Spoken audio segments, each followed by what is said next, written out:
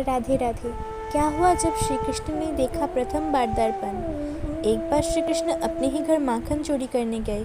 जब वो मटके में हाथ डालकर माखन निकालने गए तब उन्होंने अपने सामने एक दर्पण में उनकी प्रतिबिंब देखी। पर क्योंकि छोटे से कृष्ण को ये पता नहीं था कि वो उनका ही प्रतिबिंब है, तो वो उसे एक छोटा बालक समझने लगे और सोचने लगे कि अरे, मैया ने तो यहाँ पर पहले से ही पहरेदार रखा है।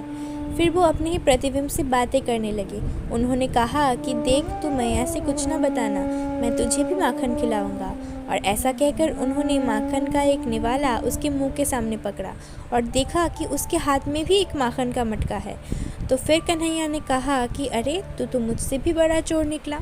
माता यशोदा और माता रोहिणी पीछे से ये सब देख रही थी। थोड़ी देर बाद माता यशोदा ने आवाज़ लगाई, कन्हैया। जब कान्हा को माता की आवाज़ सुनाई दी तो वो बिल्कुल चुप हो गए। माता ने उससे पूछा कि वो यहाँ पर क्या कर रहा है, तो वो हिचकिचाते हुए कहने लगे कि माता, मैं तो आपके बनाए माखन की पहरेदारी करने आया था, पर यहाँ पर एक बालक पहले से ही आपकी माखन चोरी करने आया है। माता यशोदा ने उससे उस बालक से मिलवाने के लिए कहा, तो वो माता का हाथ पकड़कर उस दर्पण के सामने ले गए।